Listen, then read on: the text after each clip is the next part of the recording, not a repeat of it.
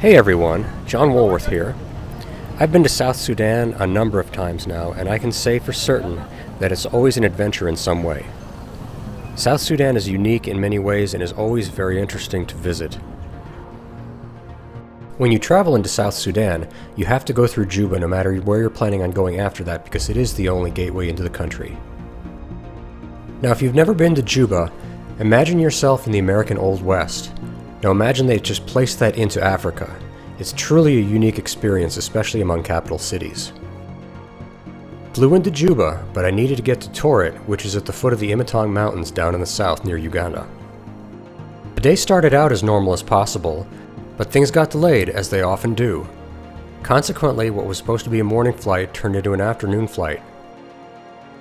We're in a small bush plane that only carried about a dozen people or so, specifically a Caravan 208. In fact, we had to have a separate plane to carry our luggage because the weight capacity was too low for just one plane. We took off from Juba without incident, and then flew out over the city, and over the Nile River, and then out over the wild countryside.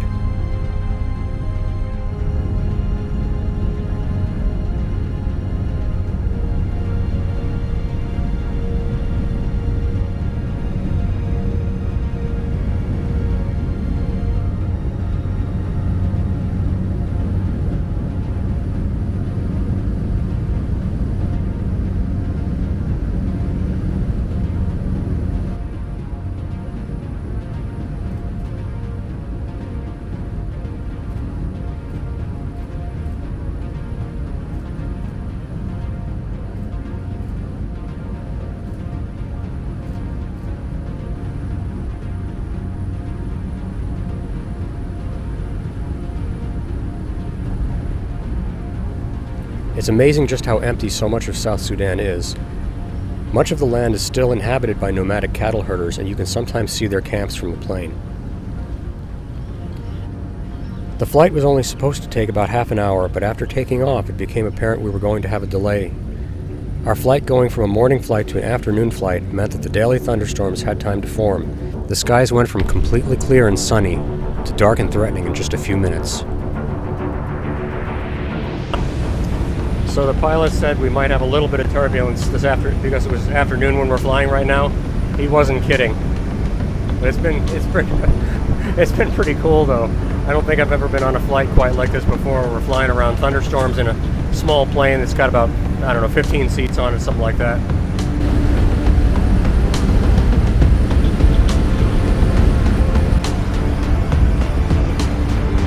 I'm guessing we're gonna hit some more turbulence here in just a second as these low-lying clouds come by. Yep, here it comes. Oh my goodness, wow.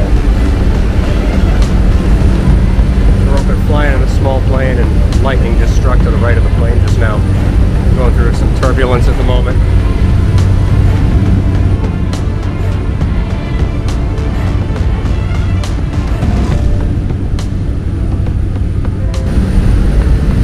Missions aviation flight, and we're going through some really rough turbulence right now.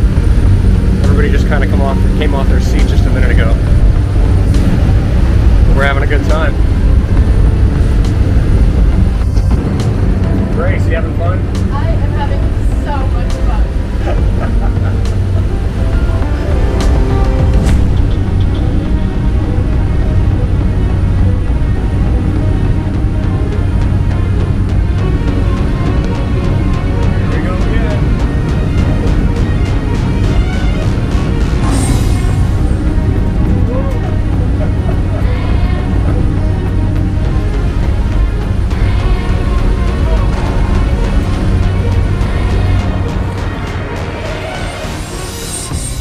Several more bouts of turbulence, some of it really extreme, we finally started our descent into Toret.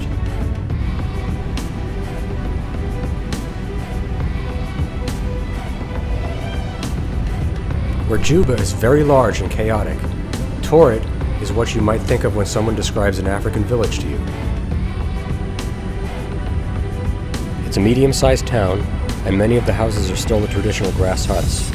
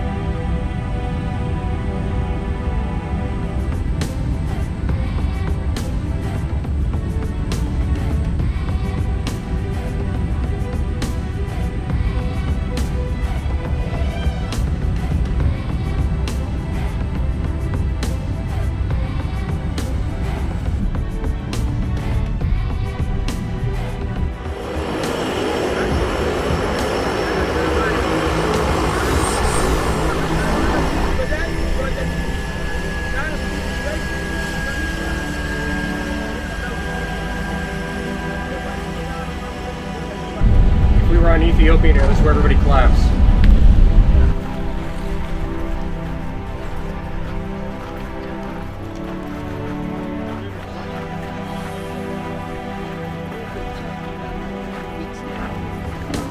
Get some good footage.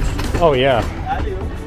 I mean, that's the only way to get aerial footage in this country is out the window one of these, so yeah.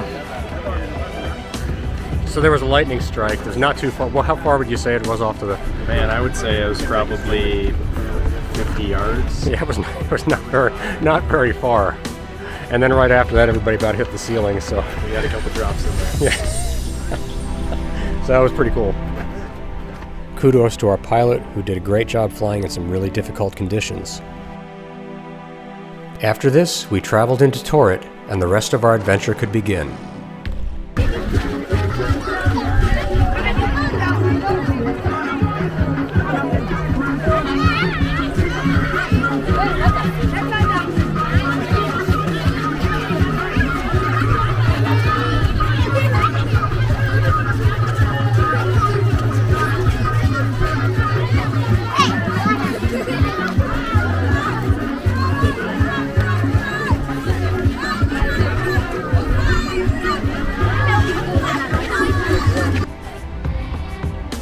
If you enjoyed this, please comment, like, and subscribe to this channel.